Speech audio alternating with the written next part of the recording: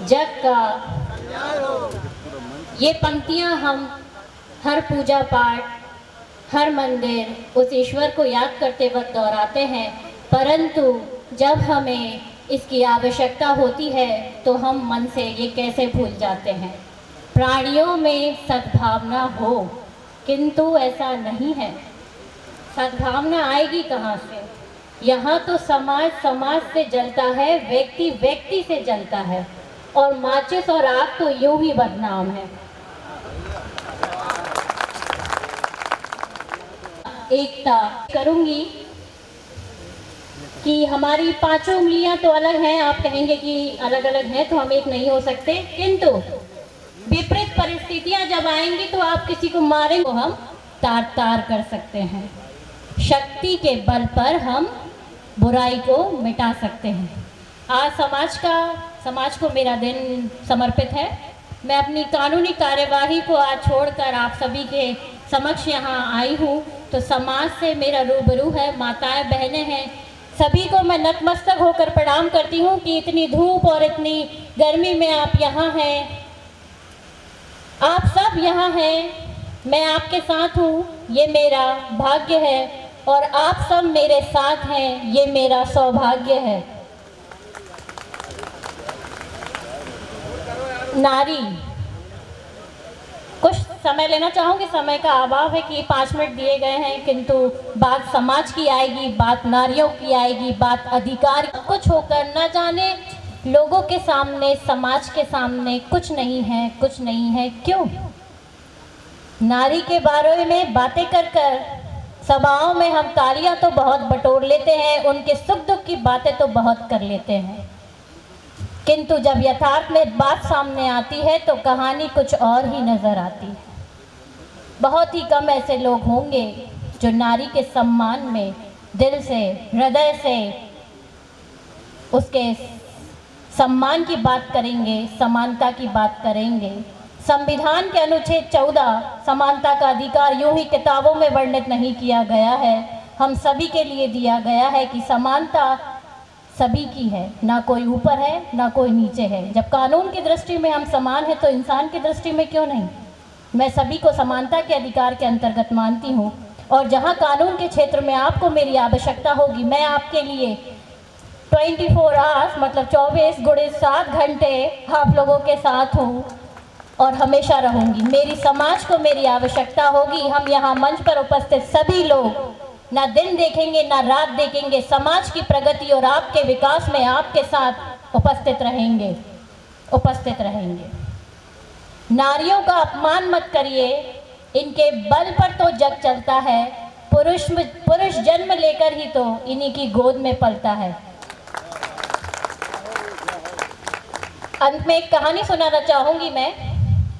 कहानी को जोड़ने का, एक ममता को जोड़ने का, आपके अंदर की एक वो शक्ति को जोड़ने का जो आपको कहेगी कि हाँ मैं कुछ कर सकता हूँ, हाँ मैं कुछ कर सकती हूँ, आप कहीं से निर्बल नहीं हैं, आप कहीं से कम नहीं हैं। तो एक बात है, एक गांव था, वहाँ पे 2 बालक थे, आप कुछ भी नाम रख लीजिए, सोनू या मोनू। एक था 12 साल का और एक था 6 साल का। वो गाँव में खेलते खेलते गाँव से कुछ दूर चले गए, और खेलते खेलते में जो 12 साल का बालक था वो कुएं में गिर गया।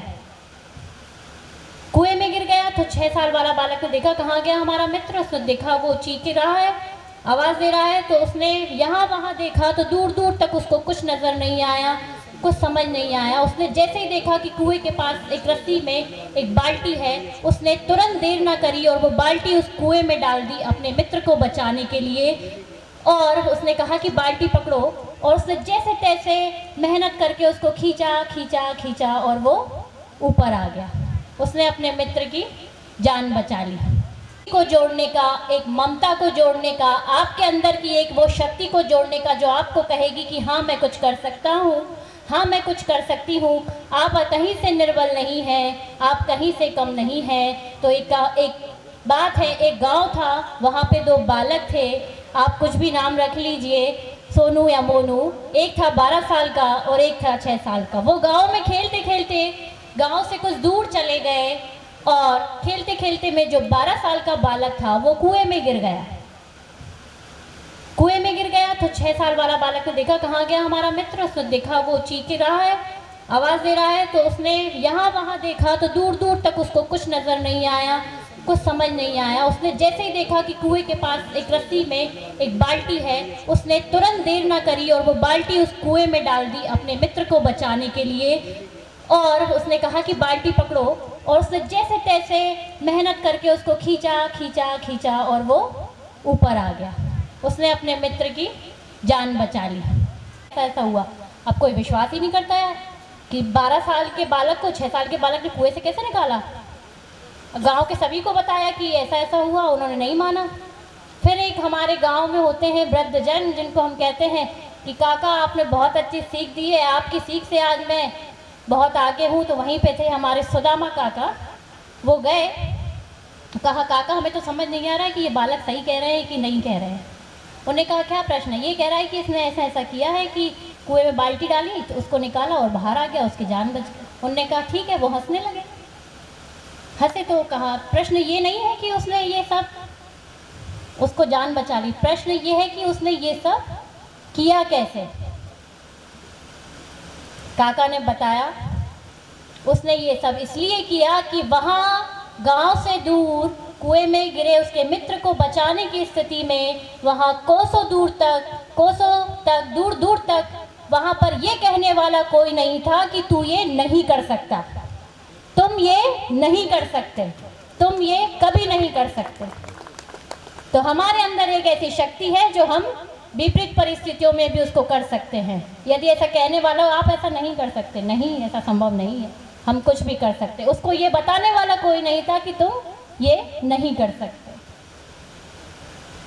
माताओं और बहनों को समाज की बात आ रही है, तो जब तक आप नारी शक्ति को आगे नहीं बढ़ाएंगे तो पुरुष प्रधान देश कैसे आगे बढ़ेगा। नारियों का अगर आप आगे ही नहीं बढ़ाना चाहते तो मैं चाहूँगी कि उनका सम्मान चार दीवारियों के नहीं, चार दीवारियों के बाहर भी किया जाए। वो चार दीवारियों में पड़ा बेकार का सामान नहीं है।